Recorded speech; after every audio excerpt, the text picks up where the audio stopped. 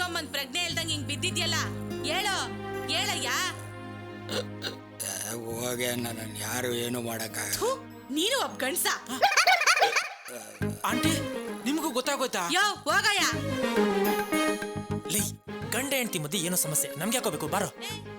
ಅಲ್ಲ ಕಣೋ, ಅವ್ರು ಹೇಳಿದ್ದು ನನಗೆ ಹೇಳ್ದಂಗಿತ್ತು. ಲೈ ನೀನೇನು ಹುಚ್ಚನೇನೋ, ಬಾರೋ.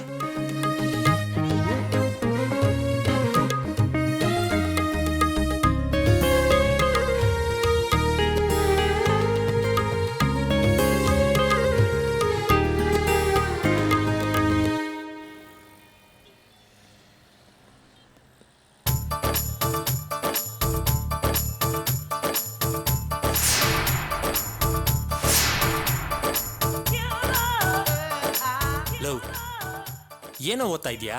ಬಾರೋ. ಅಲ್ಲಿ ನೋಡೋ, ನನ್ನ ಸಮಸ್ಯೆಗೆ ಪರಿಹಾರ ಸಿಕ್ತು ಕಣೋ. ಆ ಅಡ್ರೆಸ್ನ ನೋಟ್ ಮಾಡ್ಕೊಳ್ಳೋ. ಲವ್, ಇದೆಲ್ಲ ಮೋಸ ಕಣೋ. ಈ ಅಡ್ರೆಸ್ಗೆ ಹೋದ್ರೆ ಸುಮ್ಮನೆ ದುಡ್ಡು ಕಿತ್ಕೊಂಡು ಮೋಸ ಮಾಡಿ ಕಳಿಸ್ತಾರ ಅಷ್ಟೇನೆ.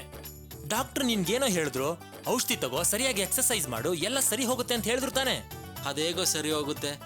ಈ ವಿಷಯ ನಮ್ಮ ಮಾವಂಗೆ ಗೊತ್ತಾದ್ರೆ ನನ್ನನ್ನು ಮನೆಯಿಂದ ಆಚೆ ಹಾಕ್ಬಿಡ್ತಾರ ಅಷ್ಟೇ.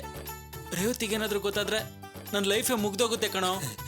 ನೀನ್ ಭಯ ಪಡ್ತಾ ಇರೋದ್ ನೋಡಿದ್ರೆ ಈ ವಿಷಯನ ಎಲ್ರಿಗೂ ನೀನೇ ಹೇಳ್ಬಿಡ್ತೀಯ ಅನ್ಸತ್ತೆ. ಧೈರ್ಯವಾಗಿ ಬಾರೋ, ಈ ವಿಷಯನ ಯಾರಿಗೂ ಗೊತ್ತಾಗದೇ ಇರೋ ಹಾಗೆ ನೋಡ್ಕೊಳ್ಳೋಣ. ಬಾ ಬಾರೋ.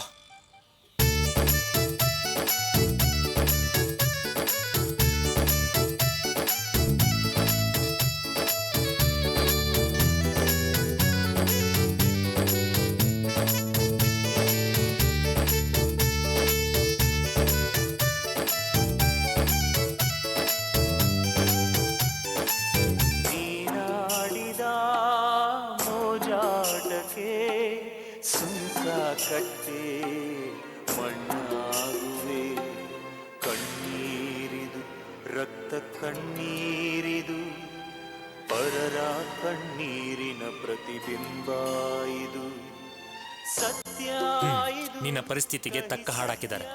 ಬಾರೋ ಬಾರೋ.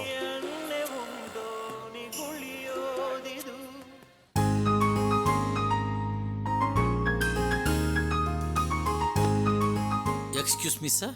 S coming. ಸರ್, ಒಂದು ಗುಡ್ ನ್ಯೂಸ್. ಗುಡ್ ನ್ಯೂಸಾ? ಏನ್ರಿ ಅದು? Sir, Vasan and company contract ನಮಗೆ ಆಗಿದೆ. ರಿಯಲಿ? ಹೌದು ಸರ್, ನಮ್ಮ ಕಂಡೀಷನ್ಗೆಲ್ಲ ಓಕೆ ಮಾಡಿ ಮೇಲ್ ಕಳಿಸಿದ್ದಾರೆ sir. Wow, great news mister Jayaram. ನೋಡಿ, ಇದೇ ಸಂತೋಷಕ್ಕೆ ನಮ್ಮ ಆಫೀಸ್ ಸ್ಟಾಫ್ಸ್ಗೆಲ್ಲ ಸ್ವೀಟ್ ಹಂಚ್ಬಿಡಿ. Okay sir. Okay, thank you. Good.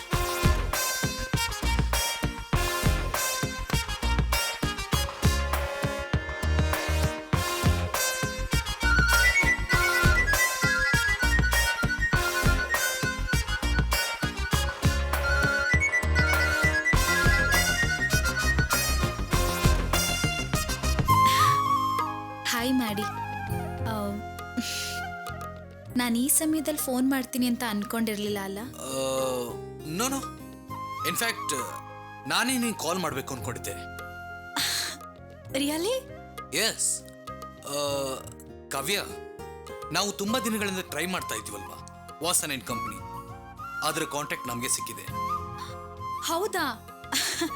ತುಂಬಾ ಸಂತೋಷ ಮಾಡಿ. ಕಾವ್ಯ, ಈಗ ಯಾಕೆ ನೀನು ನನಗೆ ಕಾಲ್ ಮಾಡಿದ್ಯಾ? ಏನಿಲ್ಲ, ಇವತ್ತು ಸಂಜೆ ನೇರವಾಗಿ ಮನೆಗೆ ಬರ್ತೀರಾ?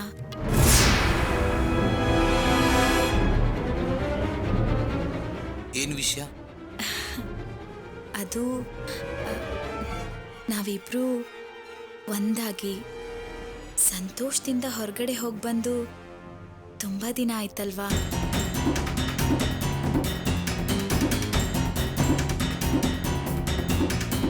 ಇಷ್ಟು ದಿನ ನಮ್ಮ ಸಂತೋಷಕ್ಕೆ ಆ ರಾಮ್ ಅಡ್ಡಿ ಆಗಿದ್ದ.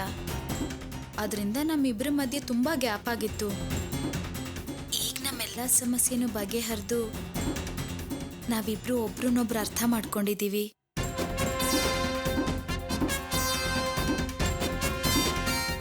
ಅತ್ತೆ ಮಾವ ಎಲ್ಲರೂ ನನ್ನ ತುಂಬ ಚೆನ್ನಾಗಿ ಅರ್ಥ ಮಾಡ್ಕೊಂಡಿದ್ದಾರೆ. ಸೊ ನಾನು ಸಂತೋಷವಾಗಿದ್ದೀನಿ. ನನ್ನ ನನ್ನ ಆರೋಗ್ಯನೂ ತುಂಬ ಚೆನ್ನಾಗಿದೆ, ಯಾವ ಸಮಸ್ಯೆನೂ ಇಲ್ಲ. ನನ್ನ ಮನಸ್ಸು ಕೂಡ ತುಂಬ ಸಂತೋಷವಾಗಿದೆ. ಈ ಸಂತೋಷನ ನಾವು ಸೆಲೆಬ್ರೇಟ್ ಮಾಡಬೇಕು. ಅದಕ್ಕೆ ಹೊಸ ಸಿನಿಮಾಗೆ ಹೋಗೋಣ ಅಂತ ನೆಟ್ಟಲ್ಲಿ ಟಿಕೆಟ್ ಬುಕ್ ಮಾಡಿದ್ದೀನಿ.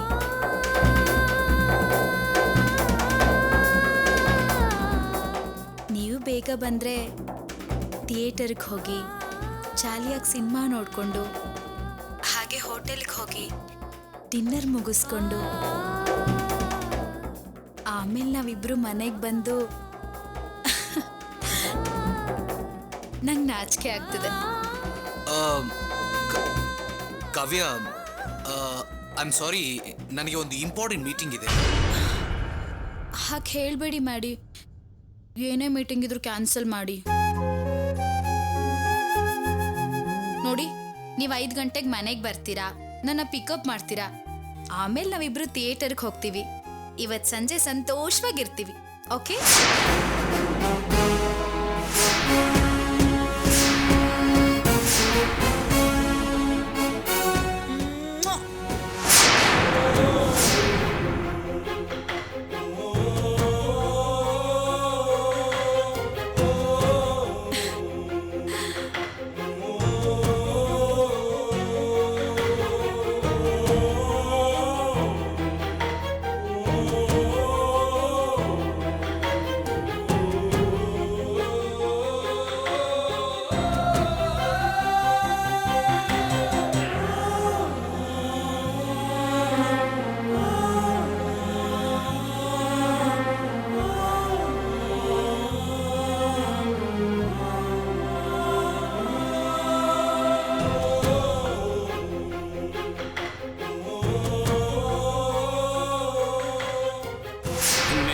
ಏನಾದರೂ ಕಾವ್ಯನ ಜೊತೆ ಸೇರಿದ್ರೆ ಅವ್ರ ಜೀವಕ್ಕೆ ಅಪಾಯ ಬರ್ಬೋದು.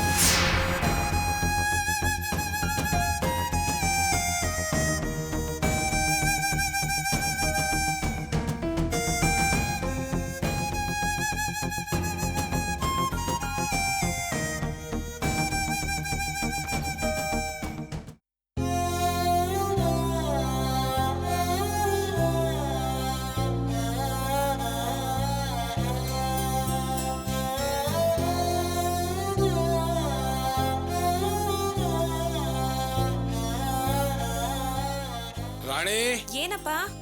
ಊಟಕ್ಕೆ ರೆಡಿ ಮಾಡಮ್ಮ, ಕೈ ಕಾಲು ಮುಖ ತೊಳ್ಕೊಂಬರ್ತೀನಿ. ಸರಿಯಪ್ಪ.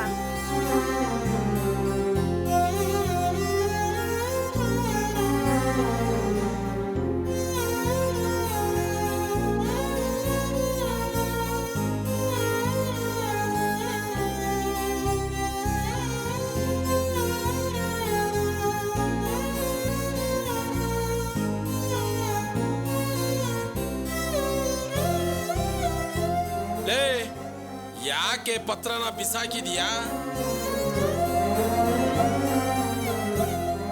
ಯಾಕೆ ಏನು ಮಾತಾಡ್ತಾ ಇಲ್ಲ? ಪತ್ರನ ಭದ್ರವಾಗಿ ಇಟ್ಕೋಬೇಕು ಅಂತಲೇ ಅದಕ್ಕೆ ಪತ್ರ ಅಂತ ಹೆಸರಿಟ್ಟಿರೋದು. ನೀನ್ ನೋಡಿದ್ರೆ ವೇಸ್ಟ್ ಪೇಪರ್ ತರ ಬಿಸಾಕಿದೀಯಲ್ಲೇ. ಅದು ಸರಿನೇ. ನೀನೀಗ ಕೋಟ್ಯಾಧೀಶ್ವರನ ಮನೆ ಬೀಗ್ತಿ, ಶ್ರೀಮಂತರ ಮನೆ ಅಳಿನ ತಾಯಿ, ಹೀಗೆಲ್ಲ ಮಾಡ್ಬೇಕಾದ್ದೆ. ಏನೇ ದುಡ್ಡು ಬಂದ ತಕ್ಷಣ ಎಲ್ಲ ಮರ್ತು ಬಿಡೋದಾ? ಏನಪ್ಪ, ಏನ್ ಮಾತಾಡ್ತಿದ್ದೀರಾ? ಏನು ಇಲ್ಲಮ್ಮ, ಲಕ್ಷಾಧೀಶ್ವರಿ ಆಗಿರೋ ನಿಮ್ ತಾಯಿಗೆ ಅವಳ ಗುಣಗಳ ಬಗ್ಗೆ ವಿವರಿಸ್ತಾ ಇದ್ದೀನಿ. ಏನೇ ಬೆಳಿಗ್ಗೆ ದೊಡ್ಡದಾಗಿ ಸವಾಲ್ ಹಾಕೋದೆ ಸಾಧನೆ ಮಾಡಿ ತೋರಿಸ್ತೀನಿ ಅಂತ. ಯಾರ ಹತ್ರ ದುಡ್ಡು ಇಸ್ಕೊಂಬಂದೆ? ಏನು ಫೈನಾನ್ಸರ್ ಹತ್ರನೋ ಇಲ್ಲ ಸೇಟು ಹತ್ರನೋ? ಬಡ್ಡಿ ಎಷ್ಟಂತೆ? ಅದು ಸರಿನೇ. ನೀನ್ ಬಡ್ಡಿ ಕಟ್ಟಿದ್ರೆ ತಾನೆ ನಿನಗೆ ಚಿಂತೆ. ಹೇಗೋ ದುಡ್ಡು ಇಸ್ಕೊಂಬಂದೆ ತಾನೆ. ಇಲ್ಲ ಅಂದ್ರೆ ನೀನ್ ಬಿಡ್ತೀಯಾ? ನೀನ್ ಎಂತ ಹೆಣ್ಣು, ಅವನ್ ಕತ್ತಿನ ಪಟ್ಟಿ ಹಿಡಿದಾದ್ರೂ ವಸೂಲು ಮಾಡಿರ್ತೀಯ. ಒಂದು 10 ಲಕ್ಷ ರೂಪಾಯಿ ಇಸ್ಕೊಂಬಂದಿದೆಯಾ ತಾನೆ? ರಾಣಿ ಮದುವೆಗೆ ಅಂತ ಇಸ್ಕೊಂಬಂದಿದ್ಯಾ ದುಡ್ಡು. ಅದನ್ನ ರಾಣಿ ಹತ್ರ ಕೊಟ್ಟಿರು, ಜೋಪಾನವಾಗಿ ಇಟ್ಕೋತಾಳೆ.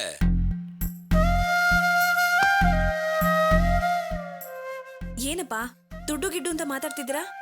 ಓ, ನಿನಗೆ ವಿಷಯನೇ ಗೊತ್ತಿಲ್ವಾ? ಬೆಳಿಗ್ಗೆ ತುಂಬಾ ವೀರಾವೇಶದಿಂದ ಮಾತಾಡಿ ಮನೆ ಪತ್ರ ತಗೊಂಡು ಹೋದ್ಲಲ್ಲ ನಿಮ್ಮಮ್ಮ, ಆ ಪತ್ರನ ಅಡ ಇಟ್ಟು ನೀನು ಮದುವೆಗೆ ದುಡ್ಡು ಇಸ್ಕೊಂಬಂದಿದ್ದಾಳೆ. ನೀನು ಯಾವುದಕ್ಕೂ ಚಿಂತೆ ಮಾಡಬೇಡ, ನಿನ್ನ ಮದುವೆನ ಅದ್ಧೂರಿಯಾಗಿ ಮಾಡ್ತಾಳೆ ನಿಮ್ಮಮ್ಮ. ನಿಜ ಹೇಳ್ತಿದ್ರಪ್ಪ? ಹೌದಮ್ಮ, ನಾನು ಇಲ್ಲಿವರೆಗೂ ನಿಮ್ಮಮ್ಮನ ಏನು ಅಂತ ತಿಳ್ಕೊಂಡಿದ್ದೆ. ಆದ್ರೆ ಇವತ್ತು ನಿಮ್ಮಮ್ಮ ಏನು ಅಂತ ತೋರಿಸ್ಬಿಟ್ಲು. ನೋಡಮ್ಮ, ನಮ್ಮಣ್ಣ ಈ ಮನೆನ ರಮೇಶನ ಹೆಸರಿಗೆ ಬರ್ಸಿದ್ರು. ಇವರು ಅವ್ರನ್ನ ಏಮಾರಿಸಿ ಈ ಮನೆನ ಅವ್ರ ಹೆಸರಿಗೆ ಬರ್ಸ್ಕೊಂಡ್ರು.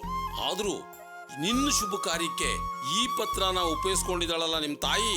ಅಯ್ಯೋಯ್ಯೋಯ್ಯೋ, ನಿಮ್ ತಾಯಿ ಬುದ್ಧಿನ ಎಷ್ಟು ಹೊಗಳಿದ್ರು ಸಾಲದಮ್ಮ.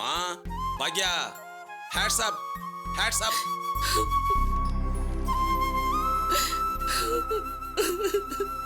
ಲೇ, ಯಾಕೆ ಕಣ್ಣೀರು ಸುರಿಸ್ತಾ ಇದ್ಯಾ?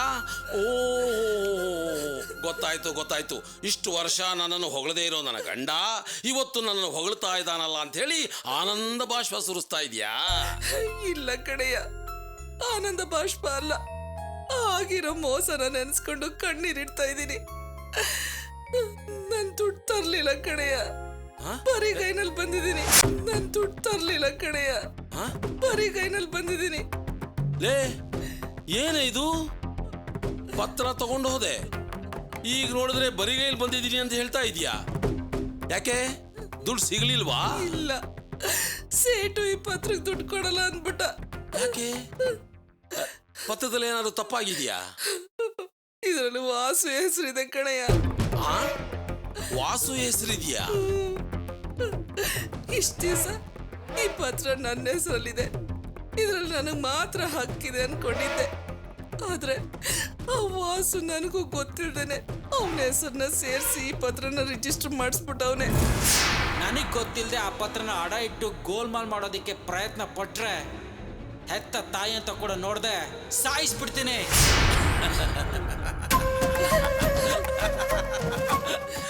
ಲೇ, ದೇವ್ರಿದಾನೆ ಅಂತ ಹೇಳೋದು ಇದಕ್ಕೆ ಕಣೆ.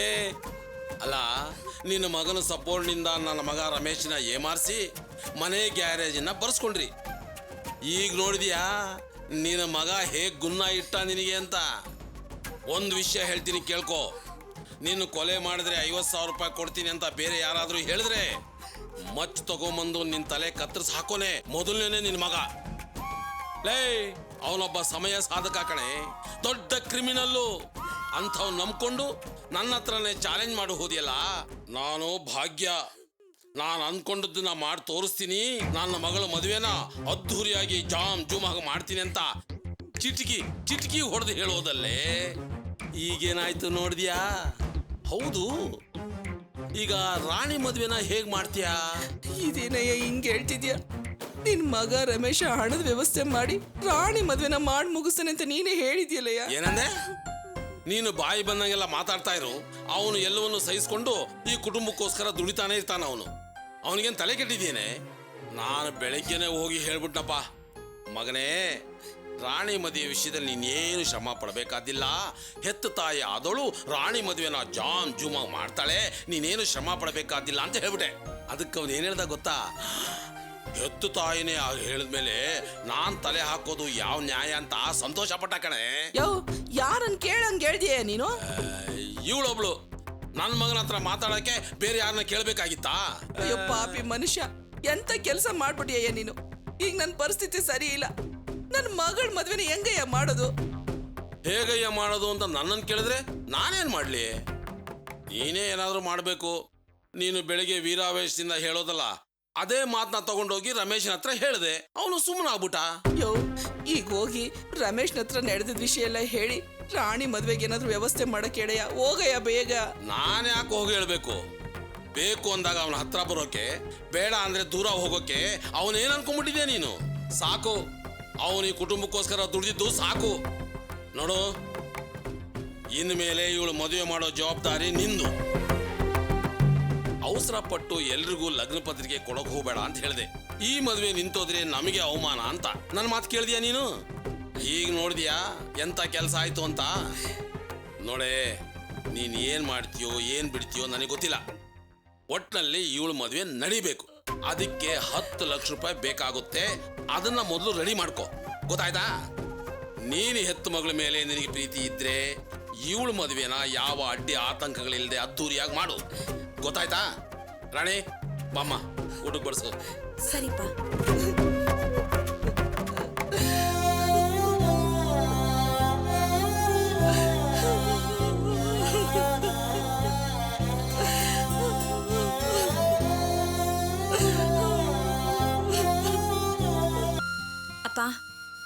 ಏನಮ್ಮ? ನನಗೀಗ ನೆಮ್ಮದಿ ಆಯ್ತಪ್ಪ. ಏನ್ ಹೇಳ್ತಿದ್ಯಮ್ಮ?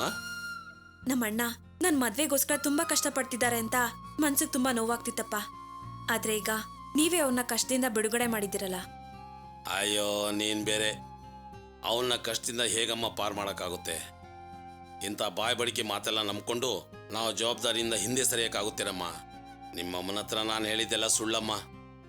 ನಾನು ಹೋಗ್ಲೂ ಇಲ್ಲ, ಮಾತಾಡ್ಲೂ ಇಲ್ಲ. ನಿನ್ನ ಮದುವೆನ ಅವನೇ ಕಷ್ಟಪಟ್ಟು ಮಾಡಬೇಕು ಅಂತ ಅವನ ಹಣೆಯಲ್ಲಿ ಬರೆದ್ಬಿಟ್ಟಿದೆಯಮ್ಮ. ನಿಮ್ಮಮ್ಮ ಬೆಳಿಗ್ಗೆ ಮೆರಿತಾ ಇದ್ಲಲ್ಲ, ಅದಕ್ಕೆ ಅವಳ ತಲೆ ಮೇಲೆ ಒಂದು ಕಲ್ಲೆತ್ತಾಕದೆ. ನೋಡೋಣ ಏನು ಮಾಡ್ತಾಳೆ ಅಂತ. ಬಾಮ್ಮ, ಊಟಕ್ಕೆ ಬಡಿಸು.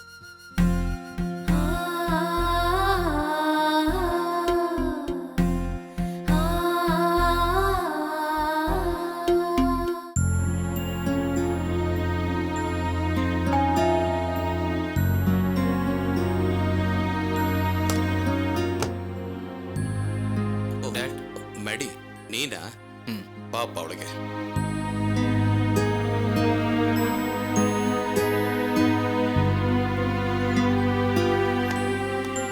ಮ್ಯಾಡಿ, ಡ್ಯಾಡ್ ಯಾಕೆ ಇಷ್ಟು ಲೇಟು?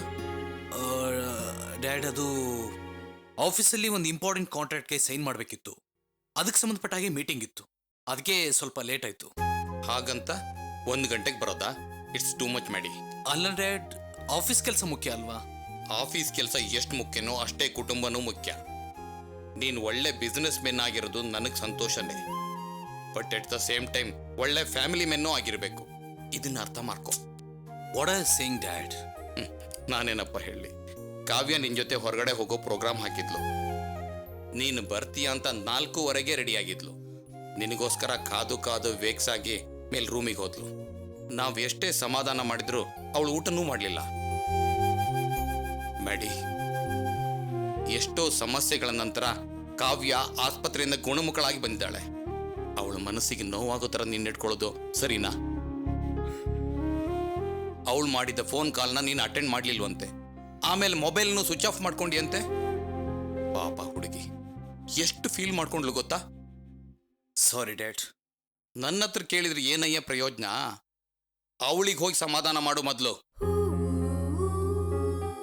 ಓಕೆ ಮ್ಯಾಡಿ, ನಿಂದು ಊಟ ಆಯ್ತಾ? Yes, I had my dinner. Okay, ಅವಳಿಗೆ ಸಮಾಧಾನ ಮಾಡಿ ಊಟ ಮಾಡಿಸು.